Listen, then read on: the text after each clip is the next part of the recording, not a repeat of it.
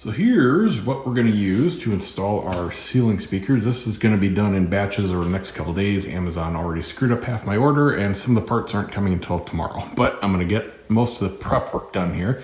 So the first step is to figure out ideally where you would want your speakers installed, and that's done through measuring. Just check the Dolby site for whatever your configuration is. I'm doing a 2-speaker install, so they want the speakers approximately 80 degrees in front of you as seated, and that works out to 4 feet from the back wall in my ceiling, which is a little above 10 feet tall. And I'm going 5 feet from this side wall here, which puts it about 10 inches in from the side of my rear speaker. Now, that's the ideal spot. We don't know yet where our joists are in the ceiling. So what I'm going to do is mark the 2 spots with tape, and then I'm going to use a stud finder to find exactly where the joists are and make sure that we're installing in between them. My particular speakers have about a 9.5 inch cutout, so I do want to be as centered as possible and make sure that we're not overlapping any kind of wood, because that doesn't work. So I've got the ideal spots now marked. They worked out to 4 feet from the back wall. This is 5 feet from this wall, and that's 6'4" from that wall. Just use whatever markers you need to use, and this is perfect world. Now let's get back up there and see where we are relative to the joists, and we'll move them as necessary. It's totally fine to move them a few inches here and there to get them in the right position. Now, if you do not have attic access, I could never have done this, for example, in my previous house. There was no attic access. It doesn't matter if you're going down the center of the house, you'd have to be like a 5-year-old child to fit up there. You can install regular, small speakers on the surface of the ceiling. And you can get them where they're paintable, or they often come in white, and you simply mount them up there, and you can run your wires, down and hide them in the corner and stuff like that. You don't have to go behind the wall. Of course, this is the clean look, but you'll get the same benefits by putting normal speakers. They'll probably even sound better than flush mount ceiling speakers. Point is, they're up there in the best position. Totally fine either way. The other thing you need to be aware of is any kind of obstruction up on top of the ceiling if you're doing the in-ceiling mount. Now, I know that because I've been up there, this is wide open space, just joists and blown in insulation. I've got about a foot up there. And I know that the AC duct is just a big hanging flex duct and nothing's mounted, so I don't have to worry about that getting in the way of anything. So of course, right at our ideal position, we have the joist. So, where'd it go? That's hard with my other hand. There we go. Yeah, right in line. So before I figure out where I want the new position to be, and you definitely want to push out wider than in, I need to measure over there, check, and see where we're at. Because if we're already in the middle of one and I end up pushing out, landing on top of another one, that's no good. So we do want them to be even, but we need to figure out where that even point is going to be. So this is why you check everything out and do your measuring beforehand. So this one is pretty much dead on a stud, not a stud, a joist. Over here, we are indeed well in the middle. Now I've got 24 inches between them for the spans here. So I do have some room to work with, but what we need to do is find a equally centered position that is also centered between, or not centered, positioned somewhere in between joists.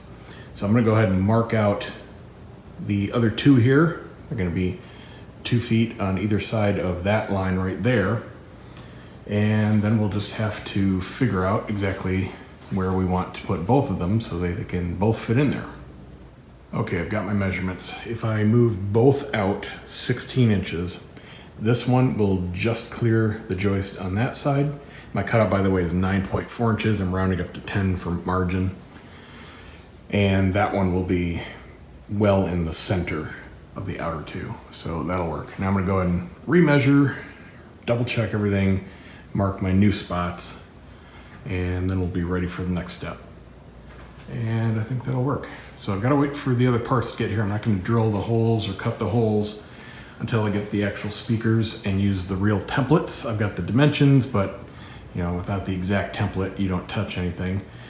So what I'm gonna do next, after everything gets here, is take these dowel rods and I'm gonna drill a small hole, just barely smaller than the dowel rod. And I'm gonna put that right in the center of where the template will be. And then I'm gonna shove the dowel rods up there. They're 3 feet long. I've got a foot of insulation on top of the drywall, and what this will let me do is locate these holes up top in the attic. So because the hole is going to be slightly smaller, this will just stay put, and that'll be sticking up through the insulation, kind of like I did to locate where I was drilling through the top headers when I ran the wires down for the surround. Except all I'm going to do up top is fish wires, 2 new speaker wires coming from the control center back into the wall, and it'll go up with everything else that's going up there, and they'll go over and then just drop down here, and I'll just tape the ends of the wires to the dowel rods and then pull them through just like threading a needle, and all the rest of the work will be done down from here. So all I'm going to do up there is lay the wires, and that's it. The less time up there, the better. It's hot. So here's my speaker of choice. This is the 8-inch mica, and I chose this over the smaller 6.5 primarily because, especially in my system, which is mostly Klipsch and very high efficiency, I wanted the ATMOS speakers to also be as high efficiency as possible. Now, no ceiling speakers, even the expensive Klipsch, which are like $400 per speaker, absolutely ridiculous. These were 45, by the way, aren't that special. The Klipsch speakers, like everybody else's, just uses a regular dome tweeter. You don't get a super efficient horn tweeter. It's just open driver basically. Some have a more closed back than others. Not super important. They're not sealed. They're not in a box. You're just paying for basically, a plain basic driver. So obviously these are made to mimic the look of Klipsch, which is fine with me. Feature-wise, there's really not that much to say. There's a built-in crossover. You've got spring-loaded binding posts and the screw-out flip tab mounts that everybody uses. Pretty beefy magnet and decent-looking construction. Nothing really stands out. Now, it wasn't perfect out of the box. The tweeter was actually dangling by the wires. There was, I picked up the box and it had a rattle, and that was not attached. It is a swivel tweeter, like the higher end models out there. So you can slightly aim your high-end response here. So that's cool, and it's just a little ball and joint, and it just wasn't popped in fully from the factory. So that's all it was, not a big deal. It is fully paintable. You can paint the grill here, and then they give you a separate template which fills in all the space here, so you can spray paint the bezel if you choose. Now this is the lower end design as far as the grill and bezel. The bezel is part of the mount itself, so this all installs up into the ceiling, and then the grill friction fits in here. The more expensive speakers will have a nice magnet mount, not unlike the magnet mount grills on the towers there, so that's super easy. But you have to spend a whole lot more. For example, if you spend the $300 or $400 per speaker to get the Klipsch, you not only get a magnet mount grill, but you get it both in black and white and both round and square, so you can fit your decor. And it literally just snaps right on with magnets, and you can of course take it off. This one, this grill is only removable from the back. I'll let you figure that one out. You have to press down on the mount tabs, and I'm not making this up, it's in the instructions. You have to press down on these and use the mount screws to pop the grill off. And it's a pretty tight fit. I had to work around, kind of like taking a tire off or taking a wheel off, a little bit here, a little bit there. It does have a pretty deep fit into the groove there. So basically, once you get the speaker installed, you aim the tweeter where you want, when you press this grill back on, it's on there, baby. You would either have to climb back up into the attic and somehow pop the grill out. You'd have to have somebody on the other end holding the speaker because it would want to fall out from the ceiling. Or maybe what I could do, I've got some really strong magnets. Not that I have to do this. It doesn't even want to pull out there. You could maybe take a couple really strong magnets and try to wiggle it out. I've got some that I salvaged from an old hard drive. You know, it would take a rare earth magnet. Maybe that would do it. But basically, these are designed to install and never touch them again. Because this is not something that pops on and off like the more expensive speakers. Just bear that in mind. I don't know why you would need to get in here. Maybe to uninstall the speaker. You know, that's about all I can think of. Because you lock it down into the ceiling from this side, underneath the grill. So that's why it's a problem.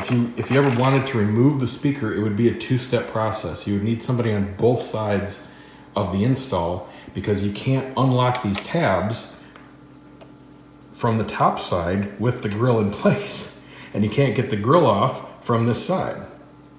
So it's just weird. They definitely should have used a magnet mount, and then it would have been a much, much better product. But like I said, I have no idea why you would need to change it out or whatever.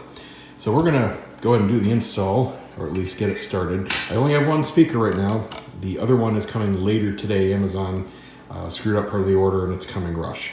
So here's the only other thing you get in the box, and it was packaged very well with two big solid pieces of styrofoam.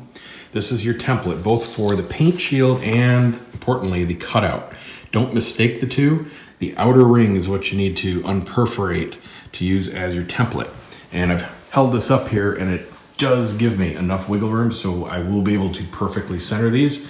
Remember, I had an extra couple inches of, rounding, but I'll drill some test holes and verify that I've got clearance. I want to leave myself a good ½ an inch beyond this.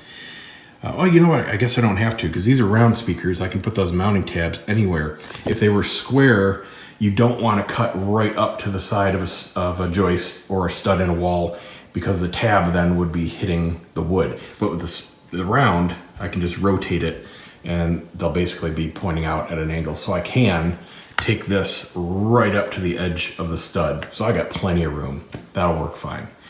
So what I'm going to do first is locate where I'm going to cut out. I'm not going to cut out yet, but I'm going to punch through at the center and use the dowel rods, poke them up there, and then get up in the attic and run the wires.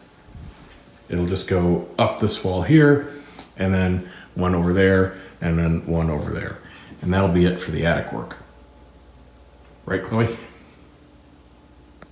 And I think I forgot to mention this at the start of the video, but you need a keyhole saw, a drywall saw, to make your cut. And what I'm going to do, so I don't make a huge mess, is just use some of this, and I'll just cut off a couple feet of it and make myself like a little pocket just to catch everything as I do it. Got the right one all drawn out, and they will be perfectly centered with each other. Got the template taped up here, ready to draw the pencil line around that. So now, with the dowel sticking a couple feet up above the insulation in the attic, I can go up there when I run the wires and just verify that there's nothing that's going to be a problem before I cut. If I need to relocate, all I've got to do now is spackle and hide a tiny couple holes. No big deal. Cutting a big hole, that would be a problem. I have a feeling there's some horizontal runners right about here, because the stud finder is giving me some weird results just past the speaker. So I believe they're like coming down, and there's a brace or something. I can't remember exactly how it is, but I'll see when I get up there. Package number 1 arrived. Got the new shield, and I've got the new runs of cable laid out. Let's get back up in the attic. I'll take you up there and show you what's going on. Woo! That's hot. Oh my God. That's a good 120, 130 up here. Fun.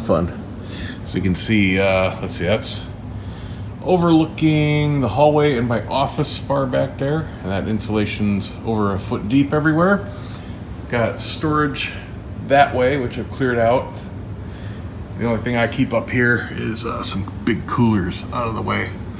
But I can get up here on this side and walk the center all the way back. It's freaking annoying having to get up here because it's a 2-step process. It's 12 feet up, so I got to configure the ladder in an A-frame just to push the door up and in. And then I got to reconfigure the ladder into an extension to actually make it up here and climb up. Always wear your mask up there. That's no joke. First time I tried it without it, I was coughing for days. So here's what we've got. You can see the dowel for the right rear speaker over there. The other one's somewhere back in there. Haven't found it yet. And you can see I'm walking on the joists here carefully. Got a few little tiny boards down there to kneel. This is right over the fireplace. That's the vent for it. And where you can see all those wires going down there, that's right over the entertainment center.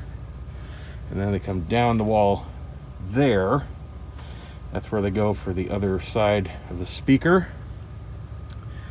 So I just have to kneel and make my way down there. I've got a portable light, otherwise you can't see anything up here.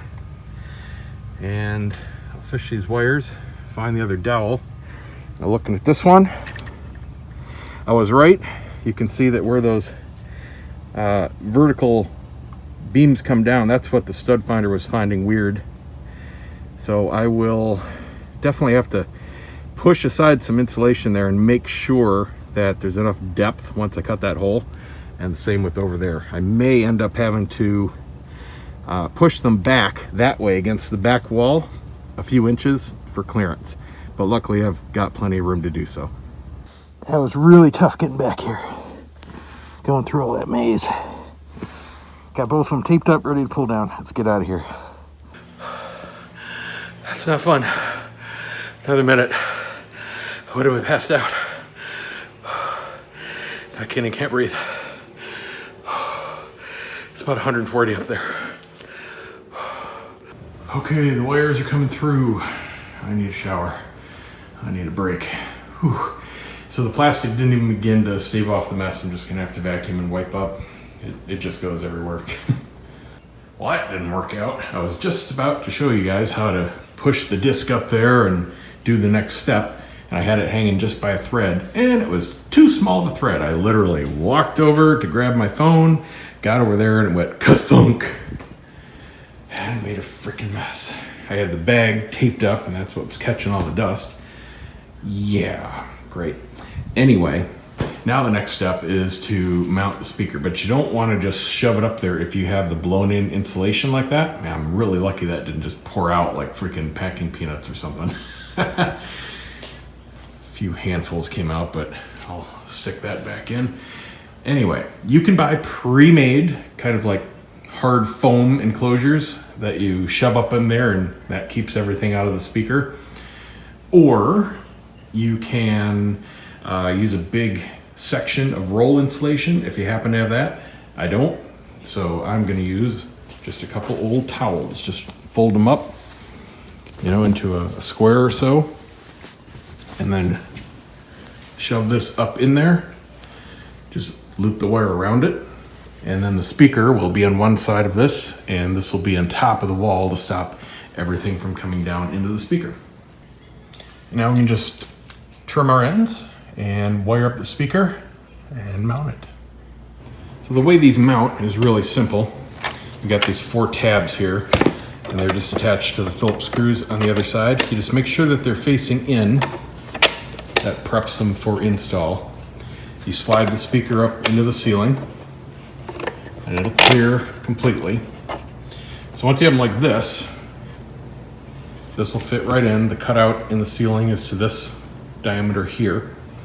And then once the speaker's in there, you hold it with one hand and use a Phillips with the other to tighten down those 4 screws.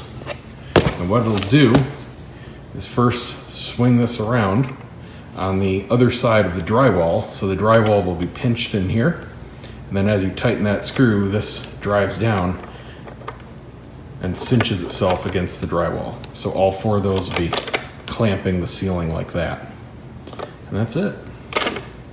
And just a word from the wise, if you do make a fiberglass mess like that, only use a filtered shop vac to clean it up. Don't use your household vacuum, especially if it's a bagless. That fiberglass will get everywhere, and you don't want that in the house breathing. So I've got all the fiberglass cleaned up. I'll wipe up the residue when I'm totally done. But I've got it in there loose. I haven't tightened down the 4 screws yet. I've just flipped the tabs so it's held up there on its own. That's looking really good. Don't forget to aim your tweeter and then pop on the grill. That looks really good. Now to do this one. So here's what I came up with, by the way, for containing the mess. I just tape up around most of the hole a trash bag and put the keyhole saw inside and just grab it with the bottom of the bag. Go to town, and it contains everything. And then when you get all the way done, let it drop a little bit, just reach over, grab the wire out. I didn't have to drill this hole in the middle. Could have been anywhere in the disc, it doesn't matter. Would have been easier actually out here, but I wanted to see up top all the radius around just to make sure nothing was hitting, so I did it in the center. But point is, you just get this out of the disc. You can either push the disc up into the attic or throw it away. It doesn't make a difference. Ooh, did I get lucky right there. Look what was running on top of the drywall right here underneath all the insulation. I don't know why they ran this. I bet this is part of what I'm hearing vibrating in the walls. Remember I told you in a previous video, I hear stuff like loose in the walls. And if they've run stuff like this directly, instead of nailing it to the rafters and joists and studs off the drywall, that is going to make noise with the base. So that explains something. But wow, look how close I came to cutting that. That's pure luck right there. Had no idea it was there. So here's a trick if you ever forget where you got a wire run. If you can't remember, geez, which line coming out was left and which was right, get yourself a 9-volt battery and just touch the ends of the wire, hard to do with one hand, to the battery, and the speaker will just pop. Don't worry, it doesn't hurt a thing. Oh, come on. There we go.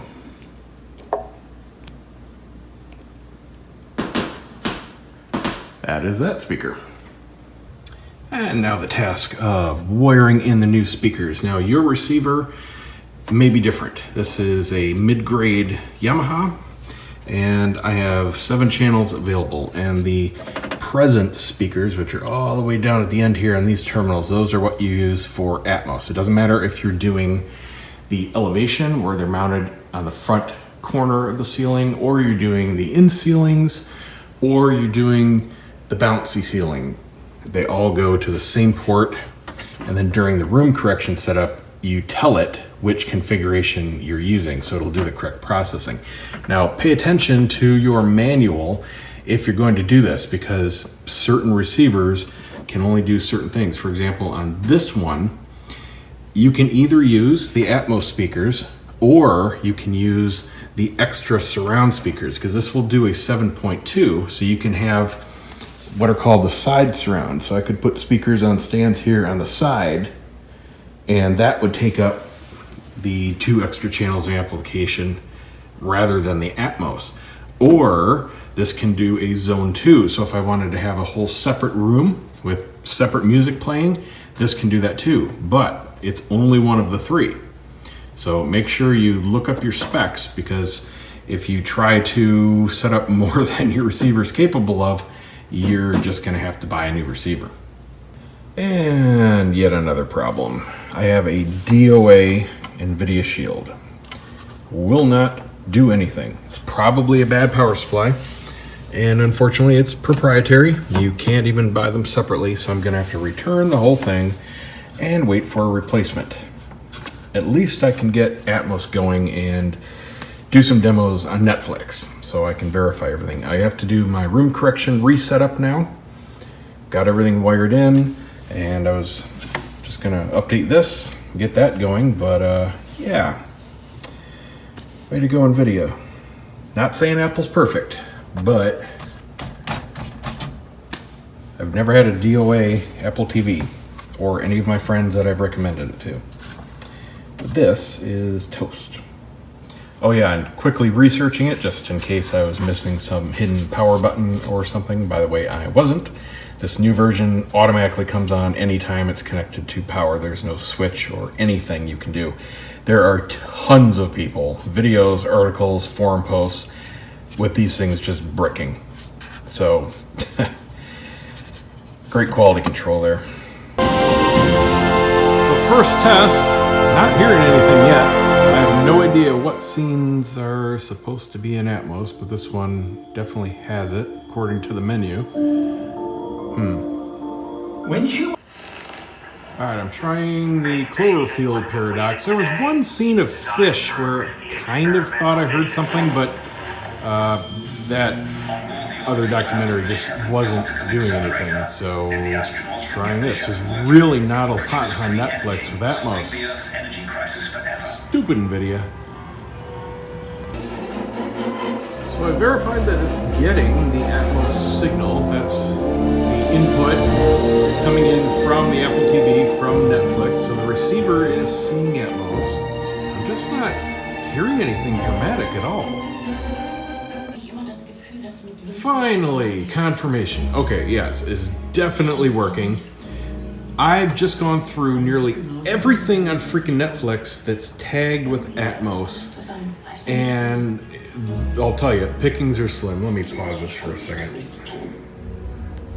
So this is just a case of, look, if you're going to get Atmos with the intention of doing anything but local content, whether it's physical media on a disc or streaming from disc rips, forget it. There's no point.